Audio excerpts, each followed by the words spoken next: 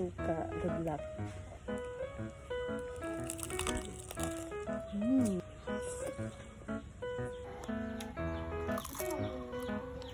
Well! Hello mga Bebshi! For today's mini vlog mga Bebshi, nag-crave nga ako ngayon ng siomai. Pupunta nga pala kami ngayon ng Bukid. Sasama namin si Bibi Nick dahil doon kami magluto ng siomai. Pork vegetable siomai ang lulutuin ko ngayon mga Beb. Hinatid muna namin si Bibi Nick doon sa Bukid. Tapos punta na nga kami dito sa palengke para naman bumili nitong giniling na pork. Doon na kami sa meat shop bumili mga Bebshi since meron na silang giniling dito. Only 150 pesos lang na pork ang binili namin mga Bebshi. Tapos dito naman sa gulayan, hiling ako dito ng carrots tapos itong cabbage. Katapos na naming mamili sa palengke ay ito na nga, umuwi na nga din kami dito sa bukid. Bakit naman talaga pag pumupunta kami dito mga Bebshi ay para talagang uulan? Natating nga namin dito sa bahay, kagad ko na nga prepare itong mga gulay. Una ko nga itong binalata ng carrots mga Bebshi, 2 carrots lang naman ang ilagay ko. Manipis nga lang ang pagkahiwa ko dito mga Bebshi dahil hiwain ko pa din ito ng pinong-pino. Ito talaga mangyayari pag wala kang food processor. Talaga namang lalaki ang braso mo sa kakahiwa. Nulungan na nga din ako dito ni Habi na magtadtad para naman talaga pinong-pino. Sunod ko namang hiniwa itong cabbage mga Bebshi, ganun din naman ang proseso, kailangang maliit din. Maliit na pagkahiwa or pinong-pino nga, kaya naman for the go. Napakadali lang talagang gumawa ng siomai mga Bebshi at pwede nyo pa itong gawing negosyo. Pwede din naman na konti lang yung karne na ilagay tapos mas marami itong gulay. Naghiwa na nga din ako dito ng pangricados mga Bebshi, itong spring onion. Syempre naman ay maglalagay ako dito ng bawang at sibuyas. Hiwain ko din ito ng pinong-pino mga Bebshi. Para na nga din maiba itong pork siomai ko mga Bebshi, kaya naman ay naglalagay din ako dito ng gulay. At dahil tapos ko nang nahiwa lahat ng mga isasawag ko mga Bebshi, kaya nilagay ko na itong pork giniling. Timpla na din ako dito ng magic oyster sauce tapos itong liquid seasoning. Siyempre naman black pepper na powder tapos itong sesame oil. Tapos ay halu-haluin ko lang ito mga Bebshi para naman ay mag-mix lahat ng ingredients. Nagbakarga na naman ulit si Bibi Nick sa kanyang papa. Alam nyo na talaga yan mga Bebshi, papas boy itong si Bibi Nick. Timpla na din pala ako dito ng konting asin mga Bebshi para naman mas malasa itong siomai ko. Dahil tapos ko na ito natimplahan mga Bebshi, kaya naman magsisimula na din ako ditong mag-wrap. Ito nga ang wonton wrapper na binili ko mga Bebshi or siomai wrapper. Tamang-tama lang ang nilagay ko dito sa wrapper para naman ay ma-close ko na din. Hindi naman ito pambenta mga Bebshi, kaya depende na sa akin kung gaano karami ang ilagay ko. Napakasarap nitong timpla na to mga Bebshi, kaya naman pwede nyo na din itong gayahin. Nakagawa na ako nito last time mga Bebshi. At sabi nga ng mga sister-in-law ko na masarap daw, kaya naman magnegosyo na nga daw ako nito. Gusto ko nga sanang magnegosyo nito mga Bebshi, kaso nga lang wala akong steamer. Habang nagpakulong nga kami dito ng tubig, nagkape-kape muna ako dito sa lamesa. Nakakatulala talaga pag umiinom ng kape, charot. Dahil kumukulo na nga din itong tubig mga Bebshi, kaya nilagay na namin itong siomai sa steamer. Tingnan nyo naman yung steamer ko mga Bebshi, pinagtyagaan ko na lang talaga yan. Kaya nagkaluwag-luwag na kami, bibili talaga ako ng steamer at mga kailangan namin. Pero sa ngayon, tyaga-tyaga lang muna at diskarte as long as magagamit pa, di ba mga Bebshi? Ayan na nga mga Bebshi, after 20 minutes sa pag-steam namin, ay luto na nga itong siomai. First batch pa pala itong na-steam namin mga Bebshi. Kaya naman ay hahatiin namin ito, yung isa steam ay yung isa naman ay fry. Amoy siomai na talaga mga Bebshi. Ipatanga namin itong siomai sa lalagyan mga Bebshi dahil nga naman magpa-fry pa kami. Medyo dumikit pa ito sa steamer namin mga Bebshi, kaya naman medyo nahirapan sa pagkuha. Ibang iba talaga pag ikaw ang gumawa ng siomai mga Bebshi kaysa bumili ka sa labas. Inis na nga at masarap pa. Ito na nga ang na-steam namin mga Bebshi. Sunod naman ay magprito muna kami dito ng siomai. Mas masarap talaga itong prito na siomai dahil nga naman homemade itong ginawa nating siomai mga Bebshi. Pero naman tayong nabibili sa labas sa pritong siomai, pero ibang iba talaga pag homemade. Dati naman ang lalagyan ng mantika mga Bebshi ay bottle ng GSL. Mainit na nga din ang mantika mga Bebshi, kaya nilagay na namin itong siomai. Lang to mga Bebshi hanggang sa magkulay brown na siya. Dapat nga namang bali-balik ta rin dahil nga naman madali lang siyang mag-brown mga Bebshi. Hindi masyadong lakasan ng apoy mga Bebshi para naman na hindi masunog. Yan na nga itsura niya mga Bebshi. Luto na nga din yan. Gaya na nga namin sa malinis na plato at ako na nga excited sa pagkain nito. Para na nga din maiba mga Bebshi ay suka nga ang gagamitin naming sausawan sa aming siomai. Suka nga na maraming sili tapos may kalamansi. Ayan na nga at samahan niyo kung kumain mga Bebshi. Ang ating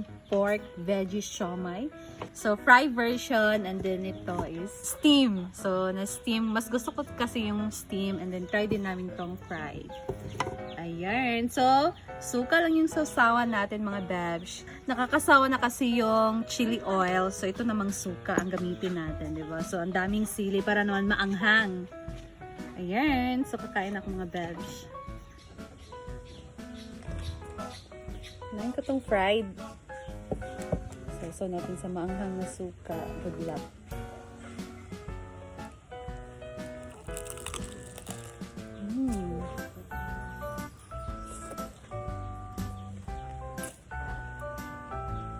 Sarap.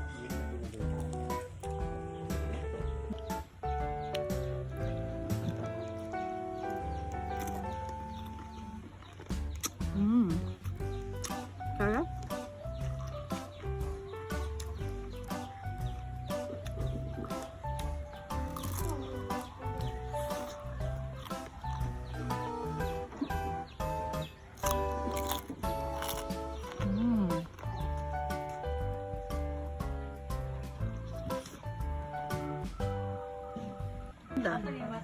Dahil.